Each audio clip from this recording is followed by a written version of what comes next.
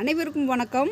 எங்கள் மாடி தோட்டத்தில் இந்த க்ரோ பேக்கில் 2 வகையான மிளகாய் இருக்குது. சம்பா மிளகாய். இந்த மிளகாய் கொஞ்சம் லைட் பச்சை கலர், இந்த மாதிரி கலர்.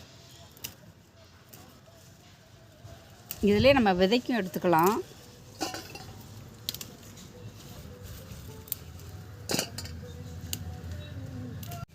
இந்த மிளகாய் டார்க் பச்சையாக இருக்குது.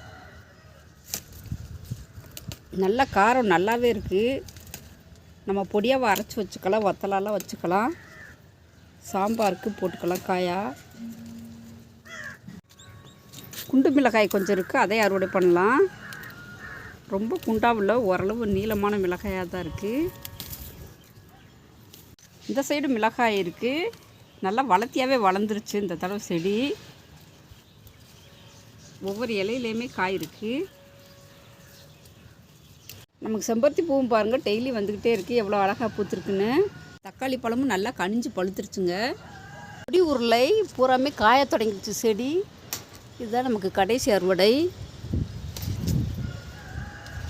நம்ம மாடி தோட்டத்தில் பச்சை மிளகாய், மிளகாய் பழம், கொடி உருளை அறுவடை பண்ணியிருக்கோம். இந்த வீடியோ பிடிச்சுன்னா லைக் பண்ணுங்கள், ஷேர் பண்ணுங்கள், கமெண்ட் பண்ணுங்கள், மறக்காமல் சப்ஸ்கிரைப் பண்ணுங்கள். நன்றி.